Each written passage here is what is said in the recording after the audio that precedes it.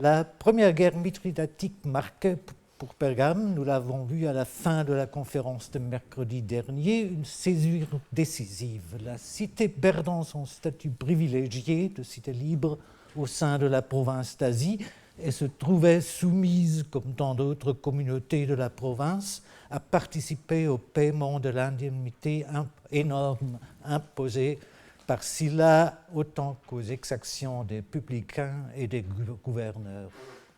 La figure emblématique de cette époque pour nous, historiens et épigraphistes, est, d'après la datation des documents le concernant par Christopher Jones à ces années, certes Diodoros Pasparos, et cela à cause du nombre des documents le concernant.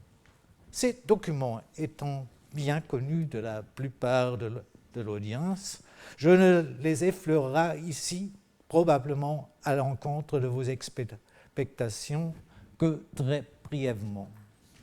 Il était honoré par ses concitoyens, surtout à cause de la gymnasiarchie pendant les 29e Niképhoria tenues à l'année 69 ou éventuellement un peu plus tard. Gymnasiarchie pendant laquelle il se distinguait par ses largesses lors de l'organisation de concours de toutes sortes pour la jeunesse et les autres habitués du gymnase, autant que par le renouveau du culte des rois attalides, mais surtout par ses œuvres importantes de restauration et de construction de bâtiments nouveaux pour embellir le complexe, et enfin pour son dévouement pendant une ambassade durant plusieurs années bien antérieures. C'est à cette occasion qu'il s'efforçait d'atteindre des Romains des allègements, pas seulement pour sa patrie, mais pour la province entière, à savoir une elafrotokia, une baisse des charges de remboursement des intérêts, la fin de l'androblepsia, probablement des arrestations arbitraires, un soulagement de l'accablement provoqué par l'hébergement des troupes, l'abrogation des contrats sur graphae conclus sous la menace, et en particulier la restitution des biens des nombreux exécutés par Mithridate. Le succès de Diodoros, cependant, reste plutôt flou à cause de l'état du texte du décret mentionnant ses exploits au cours de son ambassade à Rome. Il faut se mettre en garde cependant de surestimer l'importance des allègements obtenus par Diodoros. C'est la masse de la documentation préservée, et elle seule, qui nous fait voir en lui le politicien le plus important et le plus couronné de succès de son temps, nonobstant ses mérites à ne pas mettre en doute en tant que rénovateur du gymnase de Pergame agonisant. Et d'une façon générale, il ne faut jamais perdre de vue que l'image que nous pouvons esquisser tant bien que mal de l'histoire de Pergame à cette époque est entièrement due aux hasards des excavations, c'est-à-dire qu'il est centré exclusivement sur le gymnase, et le gymnase seul. Nous n'avons pas, pour ne prendre qu'un exemple, qu'un seul des décrets qui était exposé dans l'enceinte du Pythion, sanctuaire inconnu de nous à ce jour. Concrétisons un peu. C'est vrai que nous possédons deux bases de statuts provenant du gymnase élevées à un autre politicien éminent, nommé Mithridates Menodotou, mais pas le moindre fragment d'un seul décret. Regardons donc ce personnage d'un peu plus près. Il était le fils, ou au moins le fils officiel, nous le verrons dans un instant pourquoi, d'un citoyen de Pergame du nom de Ménodotos, qui a dû compter déjà parmi les milieux les plus en vue de la société pergaminienne de son temps, vu le fait qu'il était en mesure d'épouser une princesse galate de la tribu de Trocme nommée Adobogiona, qui recevait plus tard, quand elle avait épousé en seconde noces un autre prince galate, l'honneur insigne de se voir décerné par le peuple de Pergame, reconnaissant une statue placée dans le temple Théra, tout près de la galama de la déesse. C'est numéro 1 de votre dossier. Le père naturel de Mithridates, au contraire, serait, d'après les dires de ses proches parents, rapportés par Strabon, pas le pergaménien Ménototos, mais le roi du Pont du même nom. Avis partagé par nul autre que Jules César, comme nous le verrons dans un instant. De toute façon, le jeune homme a passé sa jeunesse ensemble avec sa mère à la cour du roi dont il portait le nom, où il était éduqué et enseigné en l'art militaire spécialement. De retour à Pergame, il entamait une carrière fulgurante, invisible pour nous à partir des inscriptions, mais à reconstruire, au moins dans ses grandes lignes, à partir de la tradition littéraire. D'abord Cicéron, qui nous le montre en 59 avant Jésus-Christ à Rome, à l'occasion du procès entamé contre Lucius Valerius Flaccus, préteur en 63 lors du consulat de son avocat et gouverneur de la province d'Asie en 62. Et Cicéron caractérisant le Mithridates de columen accusationis, le pilier principal de toute l'accusation. Mais, malheureusement par nous, c'était à Hortensius de réfuter le témoignage de Mithridates, Cicéron se taisant en conséquence, à une exception près.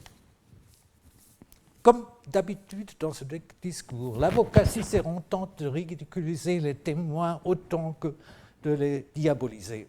Dans ce cas, en esquissant l'image d'un Mithridates déambulant à Rome, portant une cuirasse de peur d'un attentat, et de nier simplement les témoignages rapportés, ou, dernière possibilité, de dénigrer la façon dans laquelle ils étaient obtenus. C'est le numéro 2 de votre dossier. Ceci vaut d'une manière générale aussi pour les décrets des cités d'Asie apportés par les témoins interrogés. Dans notre cas, un proposé par Mithridates de Pergame. La rhétorique malveillante de Cicéron qui peint de ce Mithridates l'image d'un démagogue irresponsable manipulant à sa guise une populace séditieuse par des bribes nous montre, malgré lui, que le comportement habituel d'un des grands évergètes, comme nous en connaissons tant pour la basse époque hellénistique, des banquets et des dons à la population. C'est le numéro 3 de votre dossier.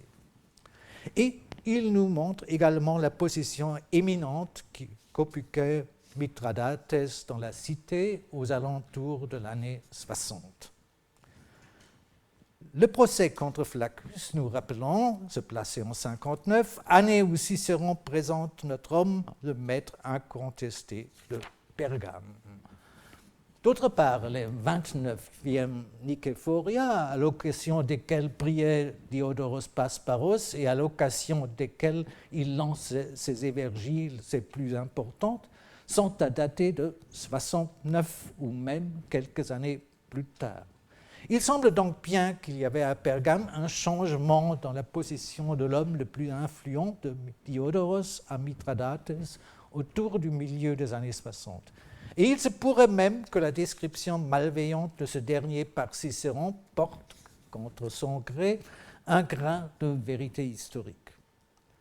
Rappelons-nous encore, nous possédons aucun décret pour Mithridates provenant du gymnase, seulement 2 bases de statut datant d'une époque postérieure, mais tant pour Diodoros. Ce gymnase, cette scène de la jeune aristocratie qu'étaient les néoïs et les notables blanchis sous la harnais de presbytéroi, n'était-il peut-être pas le turf exclusif de Diodoros, et que Mithridates, par contre, n'était-il pas l'homme du gymnase, n'ayant pas participé à l'école première des Païdes ni à l'Éphébie, éduqué qu'il était à la cour pontique? Consacrait-il ses bénéfices réellement de préférence aux classes de la population moins avantagées, si seulement le ratio de Hortensius était préservé? 11 ans plus tard, en 48, nous rencontrerons notre homme de nouveau, recrutant, simple citoyen de Pergame qu'il était, une armée pour dans le but de délivrer César assiégé à Alexandrie, l'amenant par le Levant et la Palestine en direction d'Égypte, gagnant en cours de route le soutien militaire d'Antipatros, père d'Hérode le Grand, aussi que celui du Nabatéen Malchos. Dans une action combinée terrestre et navale, il réussit à prendre la forteresse de Pelusium, porte d'Égypte. Memphis capitulait de son plein gré. Mithridates battit les troupes de Ptolémée XIII en race campagne, à la suite de quoi César réussit à s'échapper d'Alexandrie et à s'unir à Mithridates. La bataille décisive se déroulait près du Nil. Ptolémée mort, l'avenir était grand ouvert pour Cléopâtre. En remerciement pour cette assistance décisive à un moment de sa carrière extrêmement difficile, César, après la victoire sur Pharnace II en 47, récompensait Mithridates en tant que dernier rejeton de la dynastie galate des Trocmes, souvenons-nous de sa mère Adebogliona, avec la tétrarchie de la partie de la Galatie appartenant à cette tribu et, en plus, avec la royauté du Bosphore. Choix surprenant mais compréhensible à partir du moment qu'on se rappelle la descendance présumée de Mithridates du rat du même nom.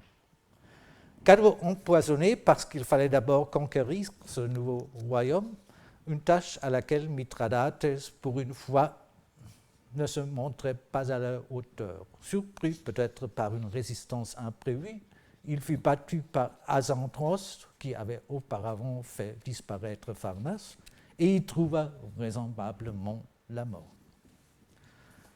Les origines de cette surprenante proximité avec César et la confidence étonnante que celui-ci posait en lui à un moment décisif doivent dater, au moins à mon avis, déjà de l'époque du procès contre Flaccus, quand Mithridates a dû passer des mois et des mois à Rome en compagnie de l'accusateur Laelius et de ses associés politiques influents, César étant bel et bien un des leurs et même des plus importants.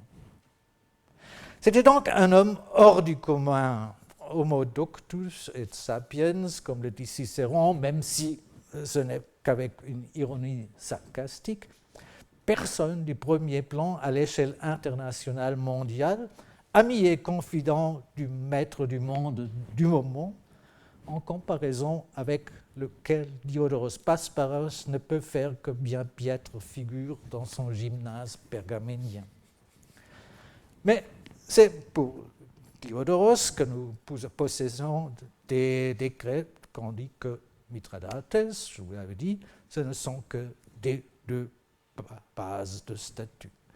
Laissons donc pour un moment s'envoler notre imagination d'historien et épigraphiste et imaginons la réception solennelle de Mithridates par la population de Pergame lors de son retour d'Égypte et le ou les décrets qui sont suivis, ou la réaction du peuple pergaménien à l'occasion de la proclamation de leurs concitoyens tétrarques des Trocmes et rois du Bosphore.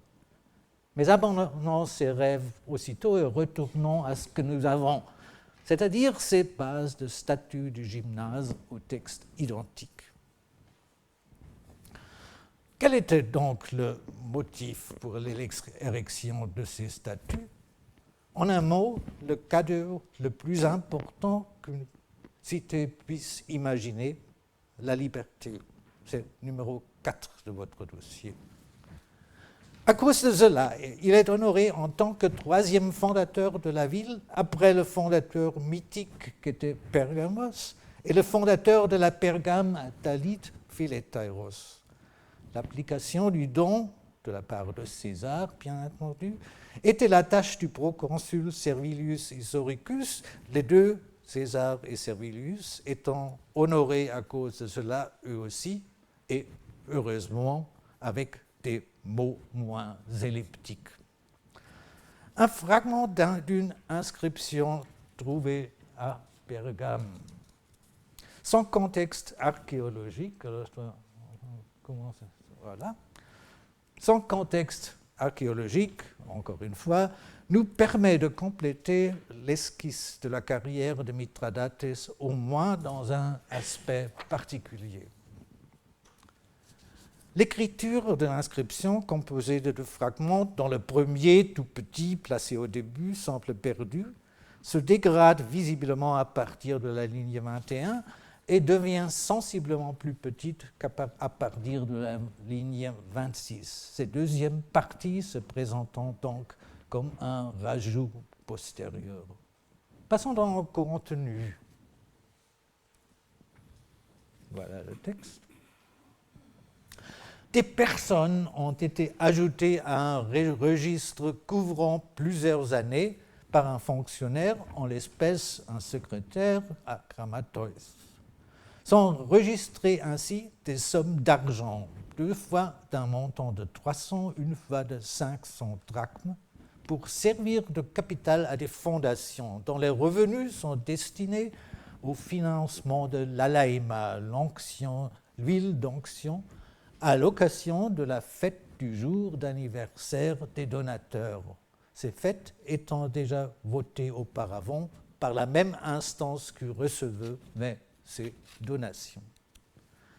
Cette mise à disposition d'huile pour l'onction met en évidence que ces fêtes sont à placer dans un contexte gymnasiarchique, ce qui rappelle les associations gymnasiarchiques des presbytérans récemment mises en évidence par Pierre Fröhlich, à la différence importante près qu'il s'agit dans notre registre, au moins dans son partie conservée, exclusivement des donateurs citoyens romains. L'un d'eux, Publius Sextilius, fils de Publius, de la tribu Falerna, apparaît au moins 2 fois. L'autre, Cneus Furius Heliodorus, manquant de filiation et portant un cognomen grec, semble être un affranchi d'un Romain de souche. Les fêtes d'anniversaire de Publius Sextilius se passent au mois de Corudius, lignes 18 et 29. Étant donné que ce même mois apparaît pour une première fois à la ligne 6, la chance est grande que ce soit encore ce même Sextus Publius Sextilius qui aurait donné de l'argent pour les fêtes de son anniversaire 3 fois. Ce mois de Coridius est attesté jusqu'aujourd'hui qu'une seule fois, et cela à Mytilène de Lesbos tout proche. L'autre mois, mentionné, lui, à la ligne 26, ne se laisse pas, malgré les tentatives successives de Michael Wörle et de moi-même, déchiffrer dans son entier. Une chose au moins étant certaine, ce qu'il doit s'agir d'un nom entièrement nouveau. Faut-il en conclure à une provenance lesbienne de l'inscription, à une pierre errante échouée à Pergame? Je crois que non. Certes, les pierres voyagent facilement dans la vallée du Caïque, comme l'a remarqué jadis Louis Robert, mais pas de la côte à l'intérieur, mais plutôt dans la direction inverse de la Pergame si riche en pierres vers la côte égéenne. D'autre part, l'inscription ne montre pas la moindre trace d'éolisme, à tel point que je suis, en fin de compte, enclin de l'inclure dans les inscriptions de Pergame.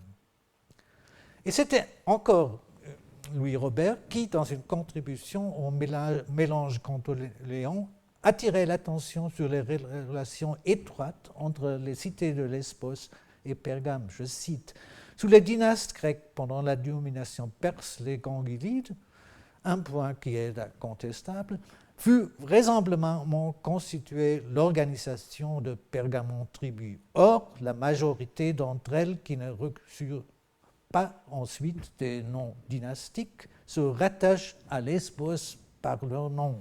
Si la tribu Euboïs est en rapport avec l'origine des Gangylides, c'est aux héros de Lesbos que se rattachent les noms Macaris, Pelopis, Aiolis.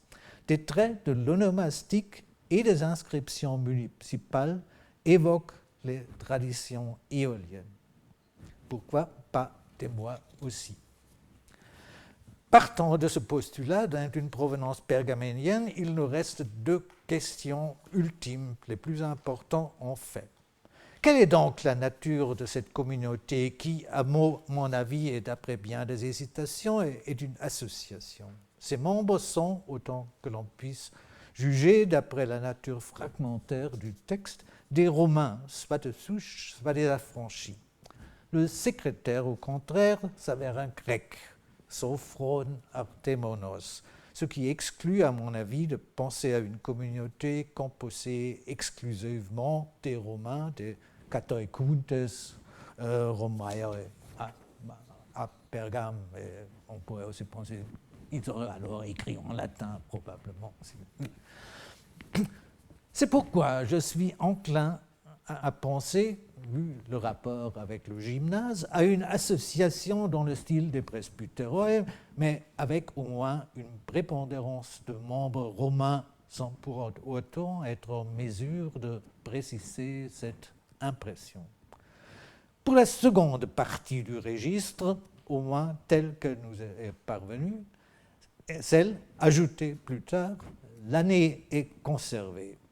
C'est celle pendant laquelle un Mithridates assumait l'éponymie pour la troisième fois.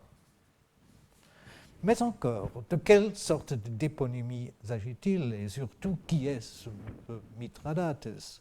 Même si une éponymie de l'association n'est pas à exclure totalement, je penche plutôt pour celle de la cité qui, si mon attribution à Pergame se trouvera confirmée, devrait être celle de cette cité. Reste alors la question cruciale de l'éponyme nommé Mithridates. Malgré l'existence d'une ère du roi Mithridate connue par les émissions monétaires et surtout par l'atelier de Pergame, l'époque est bel et bien révolue où un roi qui a accepté la charge de l'éponymie d'une cité soit registré en tant que simple particulier. Si, à Milet par exemple, Alexandre le Grand apparaît sous le nom d'Alexandros Philippou sur la liste des Stéphanophores, Mithridate, lui, en l'an 86-85, est nommé Basileus Mithridates. Mais ce qui pense encore plus, c'est que le registre nous montre dans une année, même pendant laquelle un Mithridates assume l'éponymie pour la troisième fois, des Romains donnant des sommes pour la célébration de leur anniversaire à Aikat Eniauton, évoquant ainsi une atmosphère à peine imaginable en 86, sous le règne de Mithridate même, 2 ans seulement après l'horrible pogrom de l'année 88. Si l'inscription provient réellement de Pergame, comme je le suppose, elle témoigne d'une prise en charge de la magistrature la plus prestigieuse, excusez-moi, du Britannis kai hierois philetairou de la cité par notre Mithridates pendant 3 années consécutives ou non, et confirme de façon éclatante la position hors du commun du personnage méprisé comme un pur démagogue par Cicéron. Par manque de temps, nous ne pouvons jeter qu'un coup d'œil sur une liste de cités écrites en 2 colonnes sur une colonne qui nous enseigne in primis que les Coscinietae formaient bien une cité et qui nous réserve la grande surprise de rencontrer les Maiandrioi, petite cité connue seulement par une notice vague et imprécise d'Étienne de Byzance, et les listes de tribus athéniennes du Ve siècle existaient bel et bien encore au 1er siècle avant Jésus-Christ. Quant à la question essentielle, à savoir la raison qui commandait la compilation et l'affichage de cette liste, je vais quand même vous montrer le texte, excusez-moi.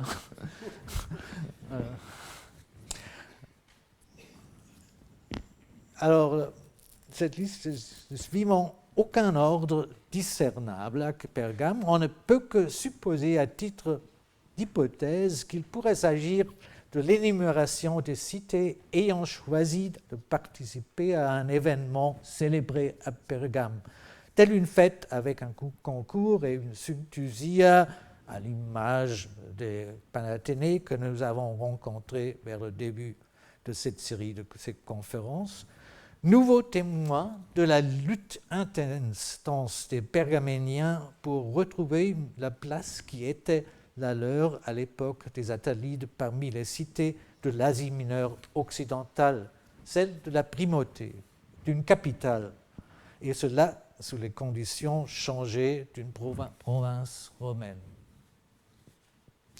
Nous avons pu voir, même si c'était que d'une façon sommaire, les faits et gestes des grands hommes politiques de Pergame à l'époque tardo-républicaine. Une inscription datant de cette même époque, ou à la rigueur des débuts du Principat, inédite à ce jour elle aussi, nous permet d'apercevoir un d'eux sous un angle tout à fait différent. L'inscription en question, trouvée par hasard, et donc son contexte archéologique, dans la ville moderne de Bergama en 1968, et introuvable au musée pendant des décennies par la suite, se présente comme une mince dalle de marbre friable d'une épaisseur de 3 cm et d'une hauteur de 90 cm seulement, son écriture minuscule ressemblant à celle de décret. La plaque avait dû faire partir d'un ensemble plus important, peut-être une sorte de petit mausolée, comme le prouvent les 4 traces de fixation, autant que les coupures de la frise composée de boucranes et une guirlande aux 2 côtés. Elle se présente, on le voit, comme une stèle à fronton, avec comme ornementation à la gauche de ce fronton un lion bondissant, à sa droite un crabe, son milieu orné d'une simple couronne de laurier portant l'inscription « et Asia ». Alors, bon, c'est pas ça, alors on reste là. Bon. Au-dessus du fronton sont placées 3 couronnes supplémentaires, voilà, ornées, eux, de bandelettes, dont 2 d'oliviers décernés par les autorités civiques de Pergame, Boulée et Démos, la 3e de la Gérousia, composée de céréales. Entre ces couronnes et le texte est placée la frise de guirlandes et boucranes déjà mentionnées. Commençons par les 2 épigrammes en distique élégiaque. Voilà la partie de l'inscription portant de la pierre portant l'inscription et le texte. Alors, la 2e épigramme. Si tu veux connaître l'homme gisant sous la terre, c'est Dion, la voix nestorienne du conseil. C'est lui que le grand Phœbos a choisi en prononçant pour lui des oracles de l'intérieur de son sanctuaire célèbre qu'il a gravé sur son tombeau. Il m'est à ce jour impossible d'identifier l'oracle en question. À cette époque, il pourrait s'agir soit de Claros, soit de celui de Didyme, ou même de celui de Krunaion, tout proche de Pergame. Sa voisine Aegae d'Éolide, avec son sanctuaire d'Apollon Crestérios, n'étant pas exclu non plus. À l'encontre du pluriel promis, ce n'est qu'un seul oracle qui suit. Son contenant étant qu'il y aura à l'avenir de lui, Dion, un logos signifiant ici probablement quelque chose comme discours glorifiant, digne d'un hymne qui le rendra célèbre auprès des générations de jeunes à venir.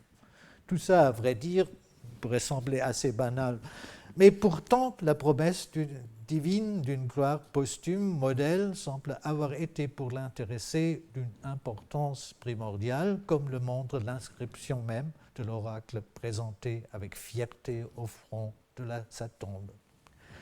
Mais c'est la première de ces trois épigrammes qui s'avère la plus captivante et en même temps la plus difficile à comprendre. Le début déjà n'en est pas facile à construire et partant à interpréter, même with a little help from my friends de Cologne, plus experts en matière d'épigrammes que moi. Le lapicide, déjà, semble avoir eu ses difficultés, alors on peut retourner là, vous voyez à la ligne 2, semble avoir ses difficultés avec ce texte. Ainsi, il a dû ajouter le sigma au début de la ligne 4, après coup, et corriger tout autant le colonne de cette même ligne. Les trois premières lettres étant inscrites sur une rasura. Voilà que je crois comprendre. Déjà de son vivant, le daimon a tendu une main grave, forte, à Dion le respectable, en lui assignant une belle place, une place éminente, au Conseil, d'où où il guidait avec ses avis politiques, ou plus précisément ses propositions de Gnomai, la cité comme un navire, image si connue du gouvernateur et publiée, et je dois ajouter que je dois la lecture Propoia Naun à Gregor Stab de Cologne. Ce texte nous fait connaître un politicien éminent de Pergame, expliquant ainsi les trois couronnes décernées par les organismes de la cité de Pergame, le conseil, le peuple et la Gérousie.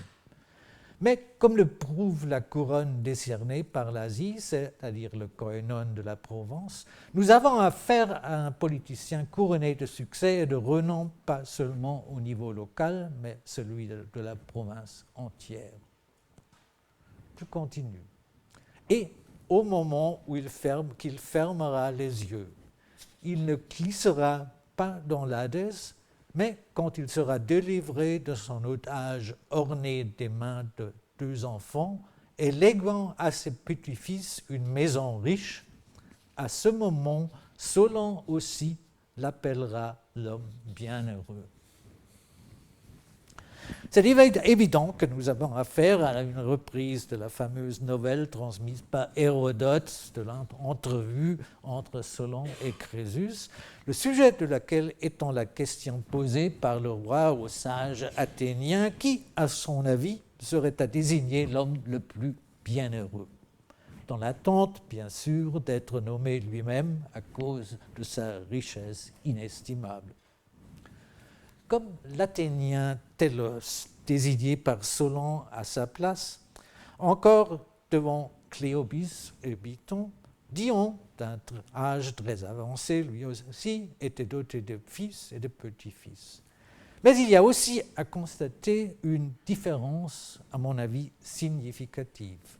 À l'encontre de Télos, dans le Solon hérodotien vantait les biens modestes. À l'époque de Dion, il était devenu impensable d'imaginer un politicien éminent, membre d'élite, n'étant pas doté d'une maison opulente, d'un olbios, domos, exprimé ici de façon comparable à celle de Crésus, montrant son palais et ses richesses à Solon. Et ce n'est pas dans l'Hadès que cette scène mémorable de la rencontre posthume entre le sage athénien et Dion le pergaménien a pu se passer, ce dernier, nous l'avons vu, n'étant pas glissé là-bas. Cet endroit, celui où passera l'âme de Dion, ne se laisse plus déterminer donc à partir des épigrammes. Cette fois, c'est le décryptage de la décoration du petit monument qui nous en éclaircira. À gauche du fronton, en haut du monument se trouve placé, je l'ai déjà remarqué, un lion dans sa forme canonique du signe correspondant du zodiaque. De même que, à sa droite, celui du crabe, c'est-à-dire du Cancer, ce qui, à première vue, pourrait sembler énigmatique. Voilà la solution, je dois l'avouer, trouvée qu'après bien des essais infructueuses. En fait, c'était surtout les néoplatoniciens de l'Antiquité tardive qui, dans le sillage de leur maître Platon, s'efforçaient de définir le ou les endroits précis par lesquels les âmes entraient la sphère humaine pour en sortir après leur décès en direction du cosmos. Mais c'est seulement leur prédécesseur lointain, Héracléides Ponticus, élève direct de Platon lui-même, qui, encore au IVe siècle avant Jésus-Christ, avait localisé ces portes du ciel, parmi deux autres, exactement à la limite entre les signes du zodiaque que sont le lion et le Cancer. C'est le numéro 5 de votre dossier. Citation d'un passage de Varron dans le commentaire de Servius au Georgica de Virgile, à consulter dans la collection des fragments d'Héracléides Ponticus préparée par les soins de Verly sous le numéro 93. Cet ordre aberrant qui, invertant les places assignées aux deux signes dans le zodiaque, s'avère le même que celui que nous montrent les deux signes placés des deux côtés du fronton du monument de Dion, qui, de ce fait, gagne une signification loin au-delà du décoratif. C'est la pointe de ce fronton qui montre à l'âme de Dion le chemin vers les cieux. Notre Dion, donc, se fait connaître adhérent à la confession platonique, et la dalle provenant de sa tombe érigée à Pergame devint ainsi l'exemplaire singulier documentaire de ses spéculations cosmologiques philosophico-religieuses entre le IVe siècle, sa réception chez Varron et les débuts du néoplatonisme vers la fin du IIe siècle après Jésus-Christ. De plus, elle prouve pour la première fois la propagation de ces constructions de pensée en dehors de cercles restreints philosophiques dans les milieux des élites politiques des cités.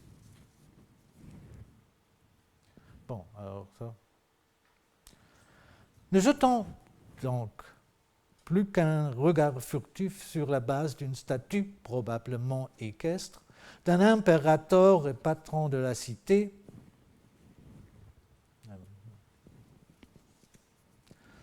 à qui, formulation inconnue à ce jour, les Romains avaient décerné l'hégémonia sur terre et sur mer et qui procurait ainsi au monde la paix, Airene.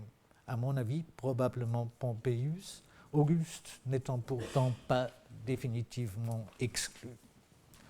L'événement le plus important pour Pergame au début de l'époque impériale était sans aucun doute l'autorisation par Octave donnée au Koinon, l'assemblée des communautés constituant la province d'Asie en 29 avant Jésus-Christ, de dédier un temple commun à la déesse Roma et à lui-même dans la cité. Avec ce temple, Pergame avait enfin atteint le but tant attendu de récupérer le premier rang, sinon de capitale, au moins du centre de culte impérial de la province. Et elle savait garder cette position exclusive pendant une bonne cinquantaine d'années, jusqu'au moment où Smyrne, en 26 après Jésus-Christ, réussit d'obtenir un temple provincial elle aussi, cette fois dédié au Sénat et à l'empereur, Éphèse succédant avec un temple des Sébastoï que sous Domitien. Après Auguste, qui était honoré, comme un peu partout, par des statues à Pergame aussi, du point de vue de l'épigraphiste, qui est le mien, c'est un ensemble de statuts pour des membres du clan julio-claudien qui sautent aux yeux et dont les inscriptions, soit dit en passant, sont, contrairement à ce qu'on pourrait penser, toute d'une facture particulièrement laide. Ils sont rassemblés sous le numéro 6 de votre dossier. Ainsi Pergame, qui avait honoré Tibère déjà pendant son séjour à Rhodes, le fit à son tour pour Germanicus. Drusus le Jeune, fils adoptif de Tibère et petit-fils d'Auguste, sa fille Julia, Tiberius Claudius César, Drusifilius, le futur empereur Claude, et enfin, un peu plus tard, sous le règne du même Claude, Nero Claudius Imperatoris Claudii Filus, petit-fils de Germanicus César, le futur empereur Néron. La collection des honneurs à la famille de Tibère et ses successeurs présumés un temps ou un autre se trouve maintenant complétée par le malheureux Nero Caesar, grâce à une inscription inédite et, comme si souvent, de provenance incertaine. Le texte Nerona Caesara et Progonon Oiageten Demos. Fils aîné de Germanicus, adopté par Tiberius après la mort de son père Drusus, que nous avons rencontré il y a un instant, marié en 23 à la Julia que nous avons rencontrée elle aussi il y a un moment, Quaestor en 26 et héritier plus ou moins officiel de Tibère qui, comme souvent, ne s'exprimant pas d'une façon claire et sans ambiguïté, néanmoins reprochait au Sénat des honneurs inopportunes que l'Assemblée avait jugé bon de décerner à Néron. Peu après, accusé de trahison, autant que sa mère Agrippine en 27, il fut relégué à une île où il se suicidait de faim en 31. Pas seulement les sénateurs à Rome, les Pergaméniens, eux aussi, ont dû à un certain moment, peut-être autour de 25-26, être convaincus de l'importance future du jeune prince. Étant donné que cette idée n'a certainement pas pu venir des Pergaméniens eux-mêmes, elle a certainement dû leur être suggérée plus ou moins directement par des autorités romaines, peut-être le proconsul en personne qui, de ce fait, tombait dans le même piège que le Sénat. On ne sait pas si cet honneur, qui devait apparaître par la suite un faux pas, entraîna des conséquences pour la cité. C'est sous Néron que le rapport avec l'empereur se gâcheront de façon définitive. La cause en était le pillage systématique des œuvres d'art ordonnées par l'empereur, action qui provoquait une résistance massive de la part de la population à Pergame. Bien sûr, la documentation épigraphique ne parle point des conséquences. C'est la fin abrupte du monnayage de la cité qui ne devrait pas recommencer que sous Domitien, qui donne un indice du châtiment que subissait la cité. En effet, c'est aussi sous cet empereur que l'épigraphie recommence peu à peu de nous éclaircir de nouveau sur les destinées de Pergame. D'après la reconstruction par Christian Habicht, le renouveau du sanctuaire d'Asclépios, tombé en léthargie depuis le début de l'Empire, adopté par tous, se situait à l'époque d'Adrien et du début du règne d'Antonin. Or, les recherches de l'archéologue Volker Michael Stroka, publiées il y a peu, dans les Istanbuler Mitteilungen 212 seulement, s'efforçaient de démontrer comment la construction du théâtre du sanctuaire avait déjà été commencée pendant la fin du règne de Domitien ou au début de celui de Trajan. Mais c'est une inscription publiée par Michael Wörle en appendice à l'article de Strocca, qui en fournit la preuve. Votre dossier numéro 7, je vous montre quand même une photo aussi. Elle nous montre un couple formé par Tiberius Julius Amyntas Claudianus, inconnu, lui, à ce jour, et de Claudia Paulina, rejetant, elle, au contraire, d'une famille de notables pergaméniens bien connus.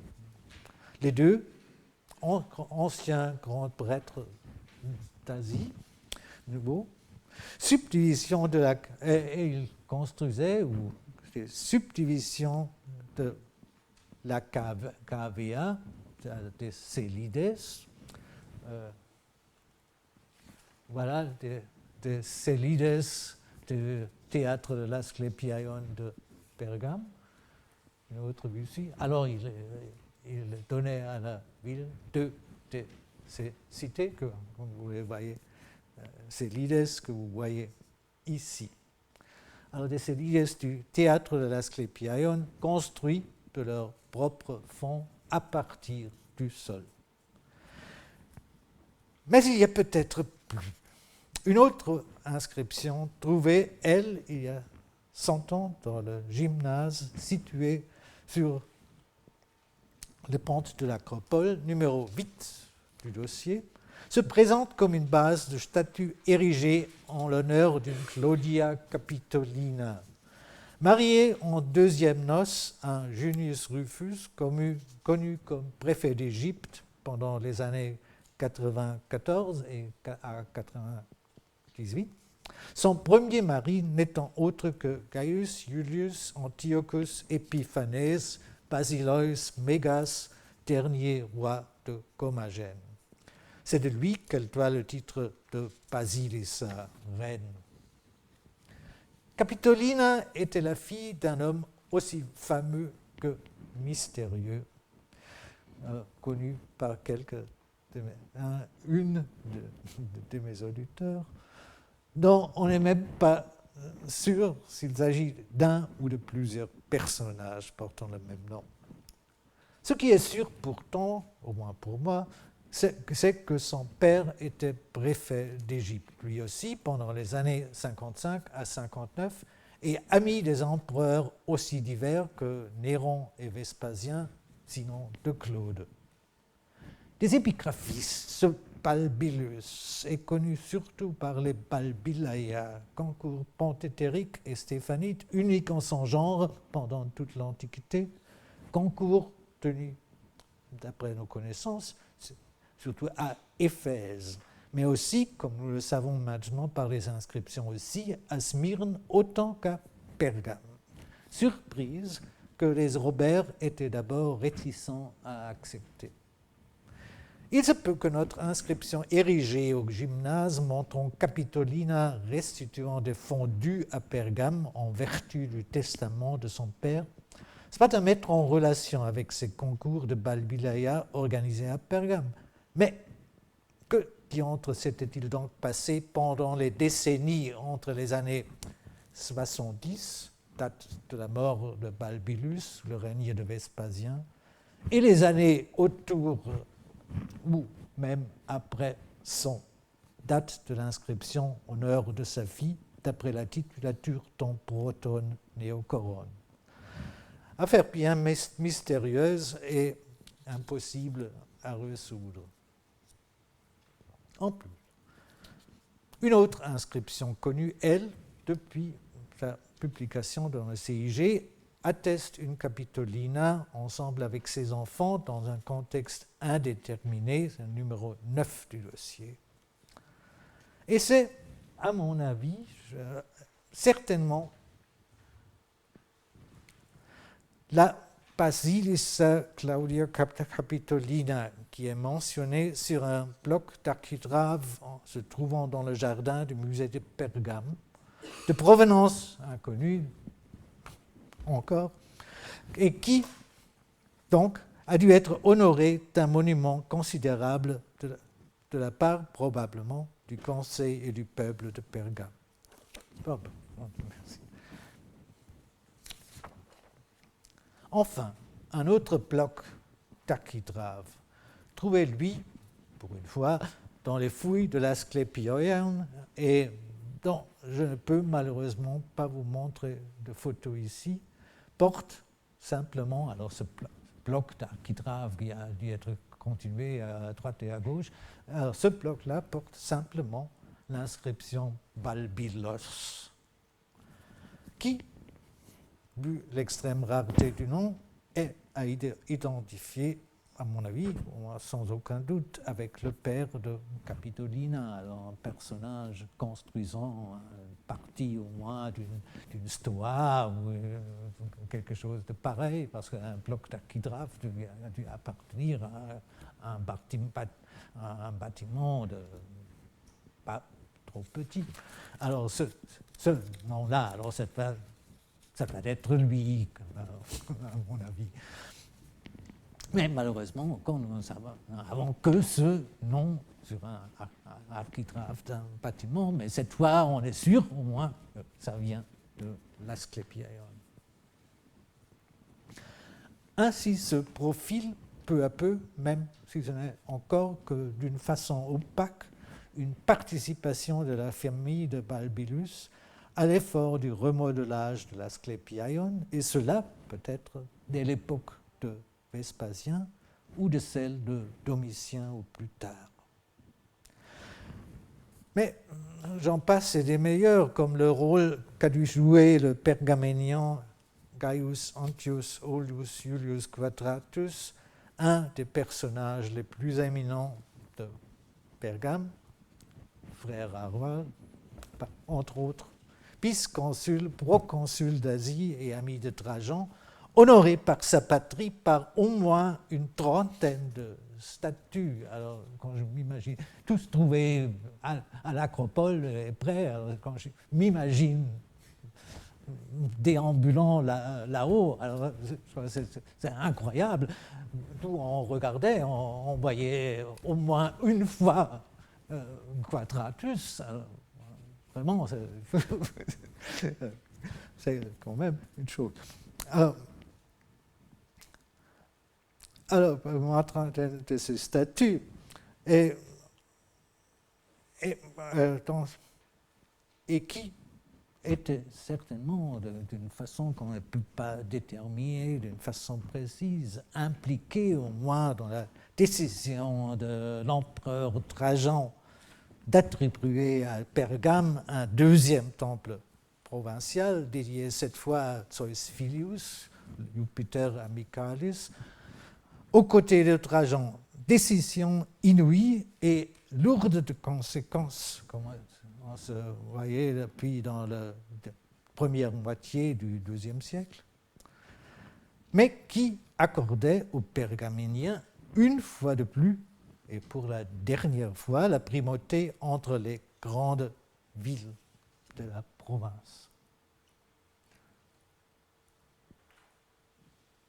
Voilà, ici, il y a des fragments de la nouvelle version du dossier contenant les documents concernant cette affaire. Et voilà une photo du temple de Trajan et de Filius à l'Acropole. Vous connaissez, certains, beaucoup d'entre vous connaissent le monument. Là, retournons ici.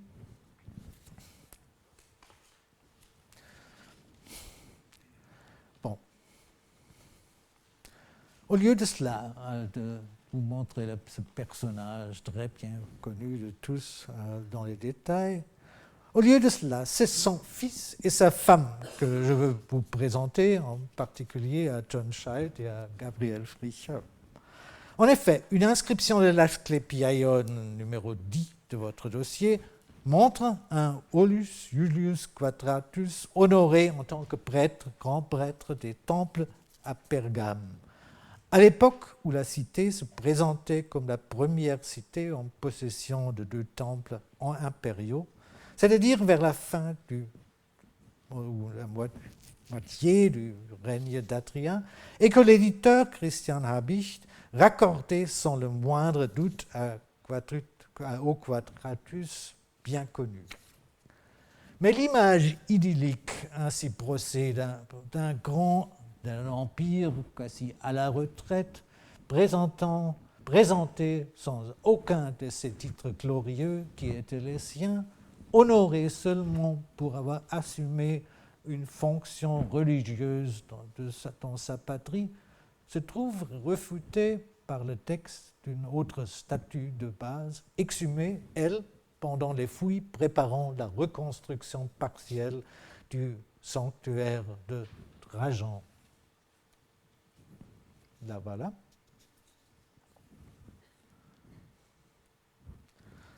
Bon, on va ici. Bon. Or,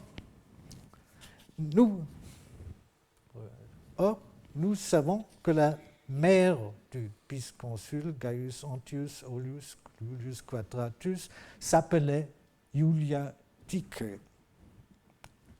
Ce ne peut donc pas être lui qui, ensemble avec sa mère, honorait Adrien avec une statue dans l'enceinte du sanctuaire au sommet de l'acropole de Pergame, mais son fils, qui portait le même nom en abrégé de son père.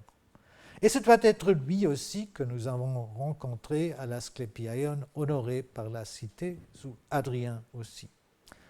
C'est le cognomen de la mère Urbana qui pose des problèmes, étant plutôt commun dans les milieux des affranchis ou des charges peu élevées de l'armée que dans la plus haute aristocratie impériale, où, au moins à ma connaissance, il n'est attesté nulle part.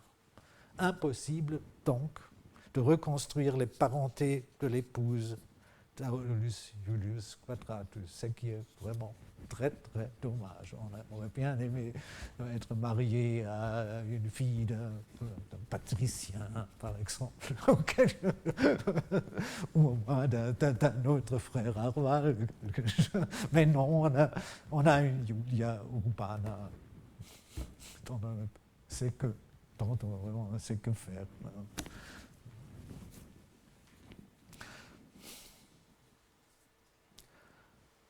Bon. Passons donc aussi la lettre, voilà, écrite le 22 décembre 137, par laquelle Adrien refusait carrément la requête des Pergaméniens de leur accorder un nouveau temple provincial dédié à lui. Disons, ce que vous avez, c'est suffisant. Contrecarrant de la sorte un nouveau essai de regagner la suprématie parmi les cités d'Asie, tout en leur concédant, en compensation, d'ériger sa statue à côté de celle de son père, Trajan, dans le temple du dernier. Voilà, vous avez vu l'inscription composée au moment de l'avoir trouvé les différents fragments, ce qui n'est pas très facile d'ailleurs. Et l'inscription recomposée avec les moulages des fragments préservés à Berlin. Et il faut dire, peut-être que je n'ai reçu cette photo qu'il y a 2 semaines, ici, et que la pierre exposée, comme vous voyez là, au musée de Pergame, ne se trouve là qu'il y a 3 semaines. Et il faut peut-être ajouter aussi, après bien des difficultés pendant des années et des années d'ordre plus financier, administratif et surtout diplomatique. Mais là, voilà, maintenant exposé au musée de Pergame.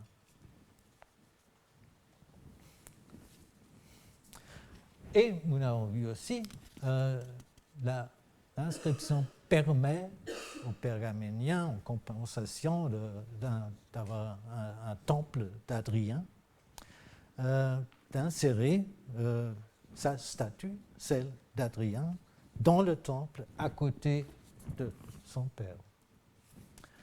Voilà le portrait de Trajan dont il s'agit, trouvé dans le temple pendant les excavations à la fin du XIXe siècle et maintenant exposé au Pergamon Museum à Berlin. Tête colossale, ce que vous voyez là, c'est un peu 80 cm d'auteur. Et voilà le Hadrien permis par notre lettre, malheureusement ici de profil, mais alors c'est exactement la statue dont il s'agit dans la lettre. Retournons plutôt une dernière fois à l'Asclépiaion. Excusez la qualité du plan aussi. Pour y rencontrer les grands bâtisseurs de l'époque d'Adrien et d'Antonin le Pieux, Lucius Cuspius Rufinus et Aulus Claudius Carax. Le premier, consul ordinaire sous Antonin en 142, était le bâtisseur du nouveau temple de Zeus Asclépios. C'est cette construction-là. Un panthéon à échelle réduite, c'était une copie du Panthéon à l'échelle réduite. Et c'est après lui aussi que tout le sanctuaire était nommé et connu sous le nom de Rufinion Alsos, bois sacré de Rufinus, fameux comme tel jusqu'au VIe siècle, comme l'a pu montrer Denis Fessel. Consul, il était honoré par des associations de quartiers de la ville du genre des Oikaeten Agropolin Katoikuntes et des Oikatoikuntes den Pasparaiton Plataion, numéro 11, B et C. Aulus Julius Carax, lui, constructeur du propylone du sanctuaire.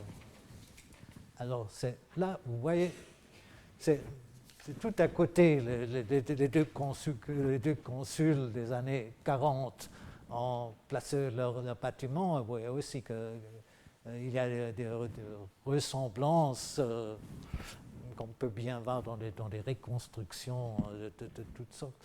Bon, alors ici c'est Rufinus, là c'est Carax.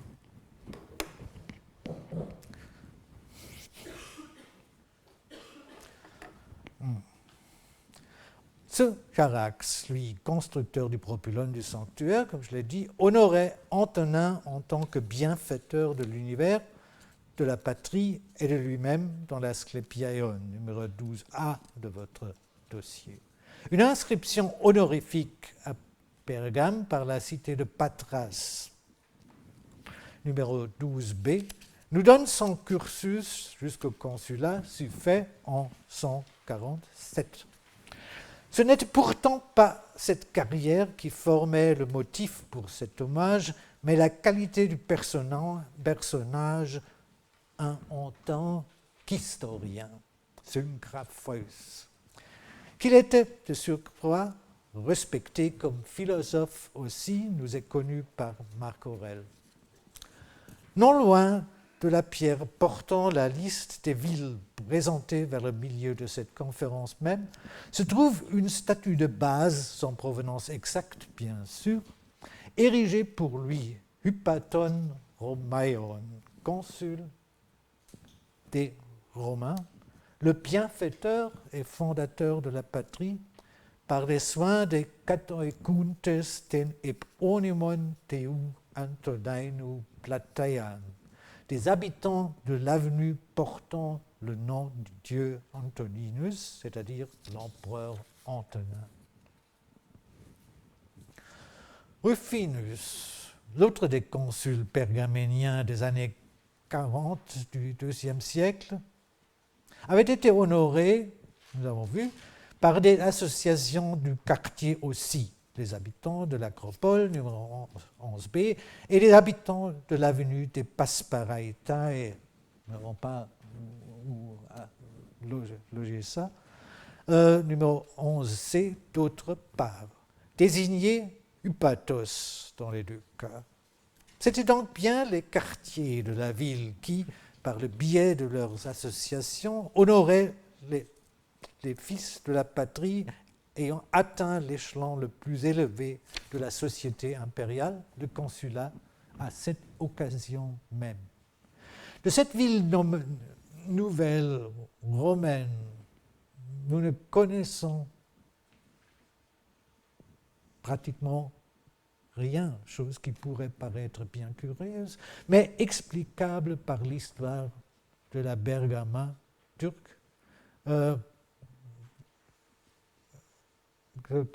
de choses vraiment sont contenues. Alors la ville turque s'est réimplantée exactement au même endroit où se trouvait la ville romaine, et pratiquement rien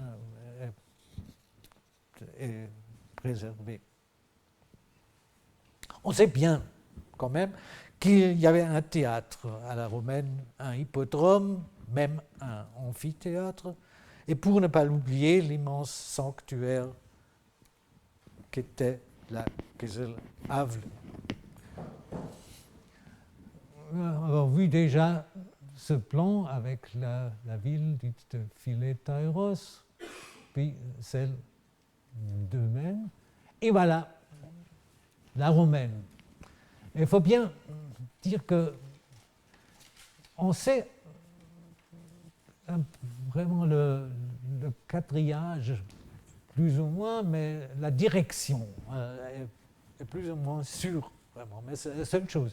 Et autrefois, l'extension est complètement inconnue. Alors, ce que vous voyez ici, c'est plus ou moins de la fantaisie, partant du fait, par exemple, qu'on sait par Élus Aristide qu'il y avait des maisons près de l'Asclépiaion, mais on s'imagine plutôt ici des villas sur la pente, mais on ne sait pas. Et même si on aurait d'argent pour ça, on ne pourrait pas fouiller ou de faire des sondages, parce que tout ça, autour de l'Asclépiaion, c'est terrain militaire, absolument rien à faire. Alors, pour vous montrer quand même, alors le théâtre, on voit vraiment rien, c'est ici, vous voyez la trace, l'hippodrome ici, et là, c'est l'amphithéâtre. Très joli dans une petite vallée.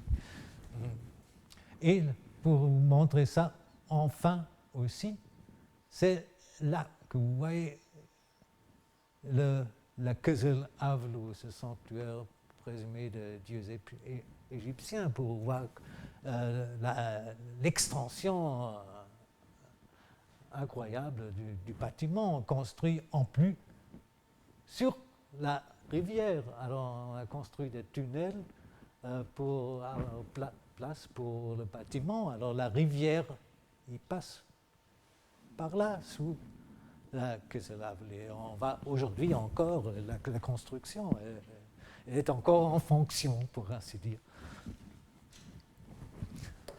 Alors cela pour vous donner une impression un peu sur ce que était ou être la ville nouvelle romaine de Pergame.